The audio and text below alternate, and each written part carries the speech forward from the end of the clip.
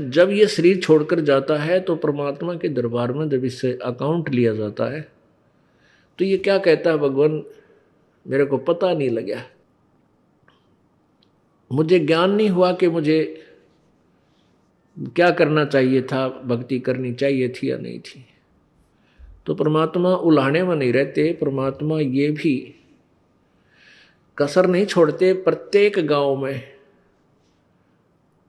प्रत्येक नगर में, पूरी पृथ्वी पर कोई भी प्राणी ऐसा नहीं जो इस बात से अपरिचित हो भगवान की भक्ति करनी चाहिए, परमात्मा ने याद करो। यानी किसी ना किसी के मुख से उसने अवश्य कहवाया वह भगवान की भक्ति करनी चाहिए, परमात्मा ने याद करवाई। कोई गलती करता है, पाप कर रहा है, भाई भगवान से डर, मालिक ने याद करे। यानी इस तरह की प्रेरणा प्रत्येक प्राणी तक मालिक ने पहुंचा रखी होती है। फिर दूसरा ये होता है, जैसे आप जी गए हुए हो, आप प्रत्येक भाई को, बहन को, मित्र को, सहेली को, कोई रिलेटिव है, संबंधी, उनसे अवश्य ये चर्चा करते हो कि भगवान की भक्ति करो और भक्ति का मार्ग ये है, वो भक्ति का साधना ठीक नहीं है। तो भले ही वो नहीं मान रहे हैं तो उनका दुर्भाग्य है। जब वो सच्चे दरबार में जाकर खड़े होंगे और उनका कोई पुण्य उनके साथ होगा नहीं, क्योंकि भक्ति शास्त्र विरुद्ध है। गीता जी अध्याय नंबर 16 के श्लोक नंबर 23 में कहा कि अर्जुन, शास्त्र विधि को त्याग कर जो मनमाना आचरण करते हैं, मनमाने आचरण का अर्थ है जो अपनी मर्जी से लोक वेद के आधार पर, सुनी सुनाई कथाओं के आधार पर, ज्ञान के आधार से पूजाएं करते हैं, वो मनमाना आचरण कहलाता है, जो वेदों और गीता में वर्णित नहीं है। जो शास्त्र विधि को त्याग कर मनमाना आचरण करते हैं, उनकी ना तो कोई सिद्धि होती है, ना उनकी गति होती है, ना कोई सुख होता है, यूजलेस। तो जो साधना आप कर रहे थे वो तो उनके पास साथ भक्ति धन हुआ नहीं और पापों की गठड़ी बंध गई पूरी। पाप बहुत इकट्ठे कर लिए, क्योंकि पाप तो जन्म में बिना गिनती के होते हैं और पुण्य करने के लिए विशेष व्यवस्था करनी पड़ती है, गुरु बनाना पड़े।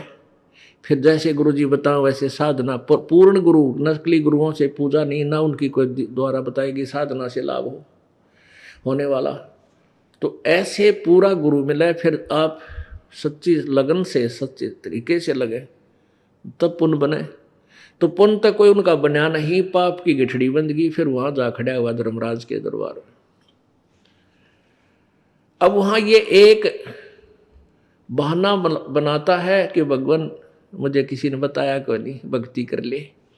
तब इसका फिल्म चलाता है परमात्मा। ये सब आप जो भी बातें जिसके साथ कर रहे हो, वैसे कोई गुप्त का गलती कर रहा है तो वो भी फिल्म बनकर भगवान के दरबार में पहुंच जाती है और एक आपके अंतःकरण में, आपके कंप्यूटर में ऑटोमेटिकली फीड हो जाती है। तो जब ये वहां खड़ा होकर ये झूठ बोलता है, बहाना बनाता है, तो परमात्मा इसके कंप्यूटर से जो वहाँ भगवान के दरबार में इसके नंबर का है ऑन कर देता कि ले देख, ये भक्त तुझे क्या कह रहा है, ये बहन तुझे क्या कह रही है कि भक्ति कर ले, तू क्या कह रहा है, फिर देखेंगे किसने देखा है। ईब के भक्ति करने का टाइम से, बुढ़ा होकर भक्ति करूंगा। और भक्ति तने करी नहीं, बकवाद करता रहा। फिर ये कैसे कह रहा है कि मेरे को किसी ने बताया नहीं। फिर ये यूं कर ले है, नीची गर्दन, भगवान गलती बन गई, बन गदा। अब गलती की सजा दूं मैं, मेरे पास और कोई विकल्प नहीं। जिसी तू करेगा वैसा फल दे दूंगा। तेरा पुण्य होता तो स्वर्ग भेज दूं, हो देवता बना दूं, पुण्य नहीं है तो बन गदा। फिर ये कहता माफ करो भगवान, माफ करो परमात्मा। फिर धर्मराज कहता जब तुझे मनुष्य शरीर कभी प्राप्त हो तब तू भक्ति करना भाई, अब कुछ नहीं बने, जाइए।